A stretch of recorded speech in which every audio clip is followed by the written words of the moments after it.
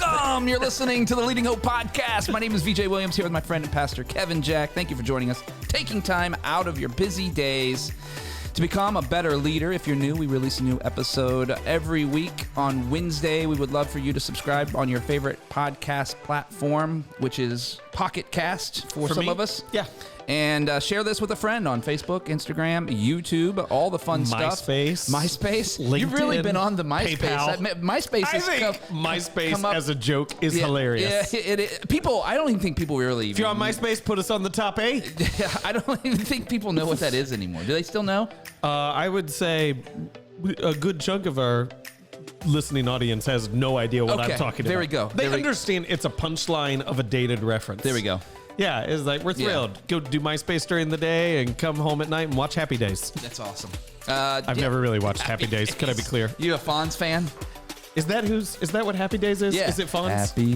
Happy days. Yeah, the Fonz. Hey! Sorry. Yeah, I don't know what we're talking about. I don't either. Also, please rate and review on Apple Podcast. A few extra minutes will absolutely help get this podcast in the hands of so many leaders like you. Visit leadinghope.online to get updates. Find out more about the Leading Hope community. Today, Kevin, we are going to be in the second half of last week's episode 163. Now we're in episode 164. How to actually develop leaders, part dos.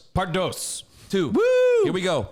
So Which I can't wait to get to, by the way, because man, we left a cliffhanger there. And It was like, I'm excited. All of a sudden you realized like somebody was murdered, but you didn't know who. It was like, let's mix leadership teaching with murder mystery fiction in an incomprehensible way. The next episode after that is how to kill a podcast. No, but it could go through and be like so here's the 2 principles you need to know as Charlotte enters the room where her husband was completely disengaged, not knowing what she had planned all along. What is happening? So let me get to the content for today. Should I do that? Yeah, I feel like I should. We're do only that. 2 minutes in. They're still listening. We got 18 more minutes to help you become a better leader. There we go. Okay. So last week, we talked through the idea that leadership development is a process. Yes. It's not just to rehash a couple things very, very quickly because we wasted most of our time. It's not this weird like, oh, I wanted them to be a leader, so I'll just throw all these things at them and hope they become a leader. Leadership is a set of competencies. There's a set of skills. When they come together, we call someone a leader. And when that happens, you need to understand there are some key questions you need to be able to answer to develop leaders in your organization. So we said the 4 questions are, what do you need a leader to do? Who do you need a leader to be? How do you identify a leader? And how do you help them grow into what they are called to become? The belief there being that you're not imposing your agenda upon them, right? That they are created for more impact than they currently have. And so you are helping them step into that next step of their calling. And that's really the benefit that you have. You go, I'm helping them become what they want to become to begin with. Right. And so just if I could recap real fast, who do you need a leader? What do you need a leader to do? That's a set of skills. And so I listed out last week, hey, here's the skills we need from a leader in our organization. Make an ask, cultivate community, make it better, cast vision. I'm not going to go all through that. When you know what you need a leader to do, you can better identify who do you need a leader to be. The skill comes out of the virtue. The skill comes out of the character. Okay? Yep. Competency comes out of character. That's good. And so we identified not just like integrous, joyful, honest, all these other things. Those are great things. Yeah. Our list is actually, if our leaders are going to do that, they need to be people who are available, who love, who have humility, calling, and courage. It's good. When you've identified the virtues, okay, when you've identified the skills, it's easier to identify the virtues. The virtues help you identify the leaders. So that gets us to the 3rd and 4th questions. And that is, how do you actually identify a leader? How do you identify someone who has these virtues? And then how do you help them grow? How do you help them develop the skills they need to become a leader in your organization? Yeah. So the majority of the time today, I want to spend on part 3. But I'm just going to list it real quick so we can cover part 4 because that's going to be unique to every organization.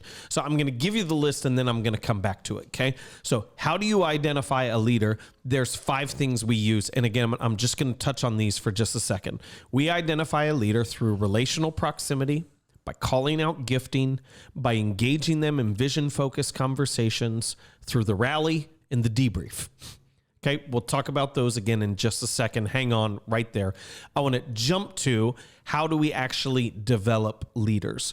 And what we are doing is we're putting very strategic things in place in key spots in order to aid everyone in leadership development. Yeah. And so we're writing a curriculum that we're attaching to our activation class called Claim. Yep. Claim happens the first 3 Sundays of every single month. We say Claim is to activate your gifting. We are attaching a 4th week, which we're not exactly sure how we're going to implement it and deliver it, but that will take people through this content. Right. Like, here's the virtues, here's the skills. Yep. Here's how you live into the virtues. Here's how you develop the skills. Really to introduce the conversation for people, to introduce the ideas. So not every ministry leader feels like they need to have this whole conversation at once. That's good. So Claim Part 4, we're also looking at creating a church-wide leadership environment that'll engage people in the conversation, not simply like training, but just here's where we're headed. What do you see? Yeah. My favorite thing that I love is to hand the vision off to people and to watch them take hold of it. It's great. Like I say, like the baton in a relay race, my favorite part is to pass it off to someone else and to watch them run with it. And so that's what we're seeking to do. Again, we don't know exactly what that's going to look like, but those are 2 like additional pieces we're developing to help us in that. What this lives on is the thousands of development conversations, which is an event. Yeah. Here's where you are. Here's where you could be. Here's the new standard. Here's how you get there. Okay. So that's really how you develop leaders. So VJ, anything in like recap? Cause this is a process that comes together. We're breaking 4 distinct parts of it down in terms of the questions, but it really works as a whole. And I want to make sure people can understand the whole. No, I would encourage anyone if they're listening for the first time or first time in a little while to go back and make sure you catch up on the first episode to get context for what you're saying and then come to this episode. Good. Okay. So I want to drill down on part 3, and that is how do you identify a leader? Again, you must know what you need a leader to do and who you need a leader to be. Right. Once you have the listing of virtues that associate with the skills that you need, you're able to better identify them. So how do you identify the virtues? And we look at it and we say there's 3 behaviors and 2 events that we need to identify a leader. The behaviors are relational proximity, calling out gifting, and engaging people in vision-focused conversations. So first off, relational proximity. We must be close enough to people to be able to identify these virtues. Yeah. And I always view this as it is so important that we get church work, that we get outside the building in our relationships. I know that sounds so simple, but it switches it from this is my church friend to this is my real friend. And my goal for the people that we lead, for the people that I lead, is your life and your calendar are filled with people. Yeah. That's the only way to do this. And that I don't know how to explain this any other way. This is where the calling piece comes in so importantly. I do ministry with the people who I do life with, and the people who I do life with, I also do ministry with. Yeah. I don't know how to separate them. Sometimes people apologize to me and they're like, sorry for bringing up work. It's not work. It's calling. Right. It is my life. I don't mean that in this unhealthy work-life balance. I could bring my wife on and she could attest to that and to go I know how to be with my family. Right. I know how to not answer the phone, but I don't view a conversation about what God is doing as an interruption to what I was already doing. Right. I'm sorry. I don't really want to talk about God right now. This is really about me. Yeah. And so we have to be close enough to people to be able to do life with them, that we're able to identify the virtues. As part of that closeness is engaging them in vision-focused conversations, talking about church. And I don't just mean talking about church in terms of the ins and outs. People talk about church all the time. Can we say it like that? People have the wrong conversation about church all the time. Yep. Talking about what God is doing, talking about what is happening in their life. Right. If you're in business world, if you're not a believer, if you're not a follower of Jesus, your list is going to look very different in terms of how do you identify a leader. Right. My guess is the vision-focused conversation will still be a part of it, It just won't look how we're talking about it here and how it exists for us. But I want to be close to people. I want to engage them in vision-focused conversations, and I want to call out their gifting. Because I've found that most people are just incredibly unaware of what they're actually gifted in. Yep. And so I want to show them, hey, when you speak, people listen. When you're in the room, it gets more joyful. When I told Pastor Cameron, he leads our Celebrate Recovery ministry the other day, I said, like, when you are on the platform, you put everyone at ease and you lean in because you are just willing to be yourself. Yeah. And that is such a breath of fresh air to everyone when you get up there and you do that. And so to say, like, I want people to be able to know this is what you're good at to see what they're going to do with it. Those are the 3 behaviors, okay? So the 3 behaviors for us: relational proximity, calling out gifting, engaging people in vision-focused conversations. The 2 events are so important, and they are real simple. It's the rally and the debrief. Pre-service rally, pre-youth night rally, pre-tribes kids ministry rally. Right. Like, it is a 5 to 7 minute gathering together. Here's why we're here. Here's some things that we're celebrating.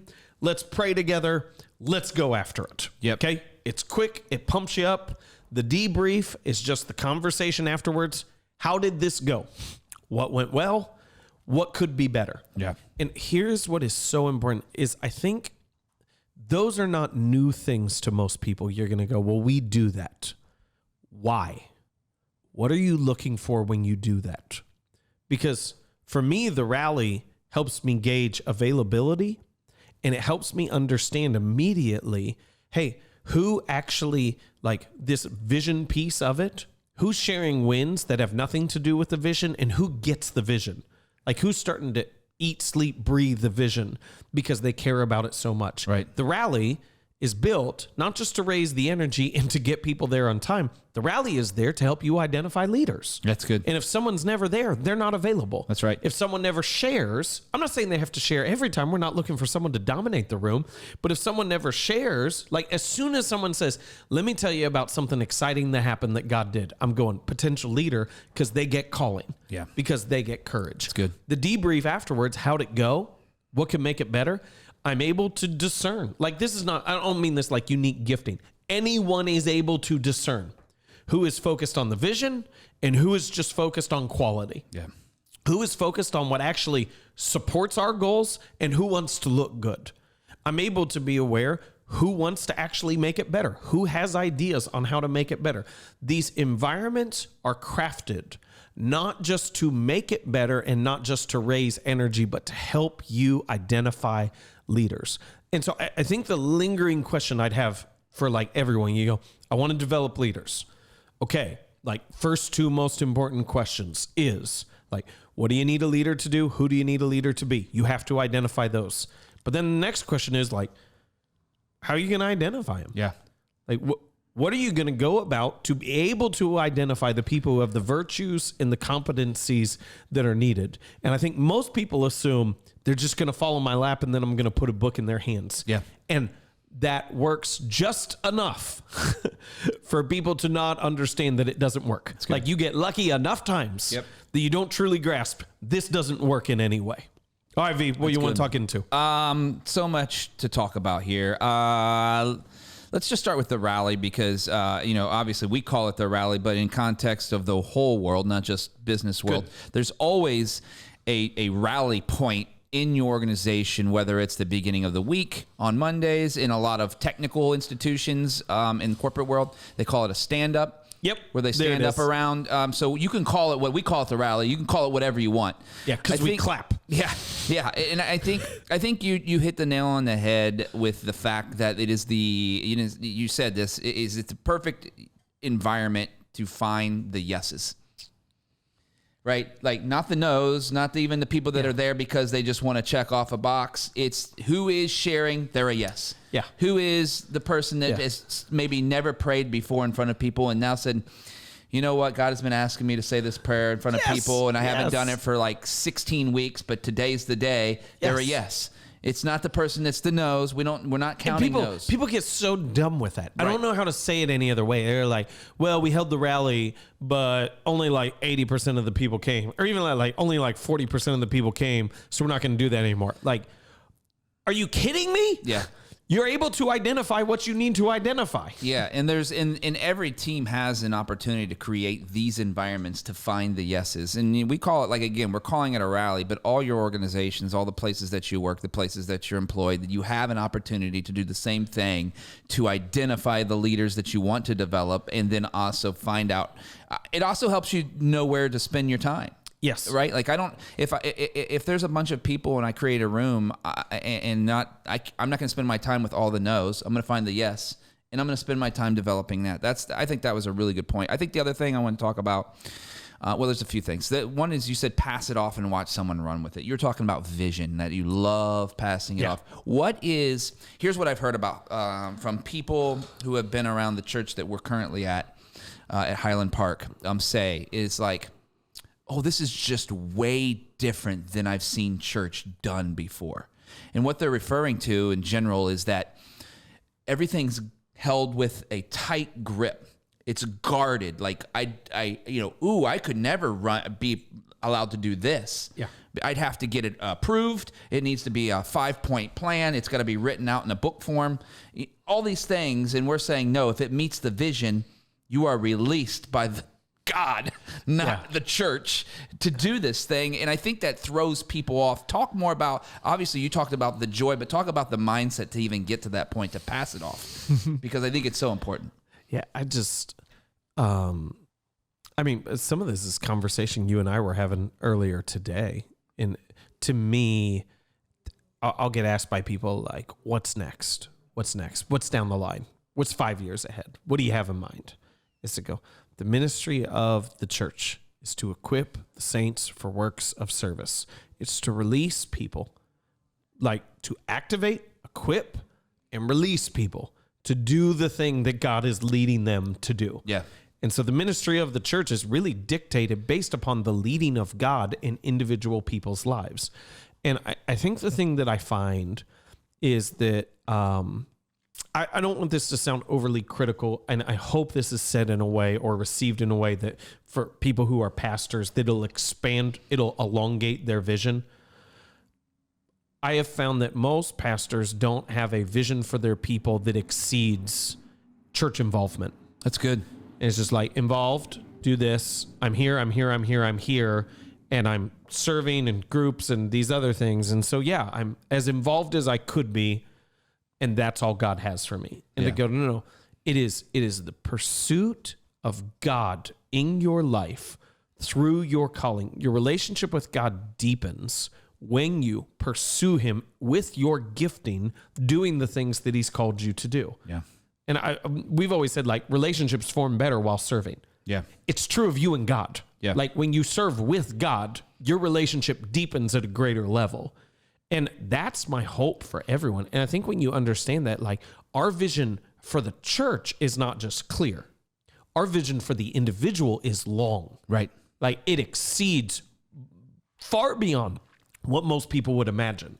And I think that's the thing that's helpful. Yeah, I couldn't agree more. I think that's so. It's not even. It's just not important's not the word. It's essential. Like it has to be presented that way in order for you to do all that God has for you. One last question. Let me say it later. Yeah. People ask me, what's the vision for the church? Yeah. The more important question is, what's my vision for you? Yeah, that's good. What do I want for you? Yeah. And I can't clarify the vision of the church if I don't first know what I want for you. That's good. That's really good. Last question, and I think this is so important, and you may not have a good right away off the top of your head answer, but I think for someone listening right now, can you just give them a sentence or two on a vision-focused conversation really quickly? Like, just, hey, man. Yeah. I want to be part of the vision. What would you say to me? Oh, my goodness. Well, like, I don't... This is where I'm probably least equipped to answer, and I apologize for this. I don't know how to do it because I do it naturally. Gotcha. Like, does that make sense? So it's based off the specific question. It's not just, hey, I want to be part of the vision. Like, for me, part of it, and it's not role. Like, great, man. Church comes up. Right. No matter where I am, church comes up. Even if people don't know I'm a pastor. Yeah. Church comes up. Yeah. And I don't know how. Yeah. But I really care about it. Right. Okay. Cool. Well, we'll leave that for the next one. Wrap it up. 164, how to actually develop leaders, part 2. Yeah, my hope from the last 3 of these episodes is that it would demystify the leadership development process, that you would understand what development actually looks like and what the process of development needs to encompass. And so my hope is no matter where you are, that you can go back with these list of questions. What do we need a leader to do? Who do we need a leader to be? How do we identify leaders? And how will we help them grow and develop into their calling? That once you have done those, you have done the heavy lifting, and now it's just about living it out. It's good. Thank you for joining us today. If you're new to the podcast, thank you so much for being here. And if you haven't subscribed, it'd mean the world to us if you did that now. Also post about it, rate and review, or both. You won't believe how that helps get this podcast in the hands of so many more leaders like you that are trying to get better like us. We love hearing your stories of how the podcast is working in your life. You can visit us at leadinghope.online and send us a message there, or you could go on to Instagram and DM us there. We'd love to hear from you. And remember, everyone has 20 minutes to learn to become a better leader. Make it count. Or hit us up on MySpace.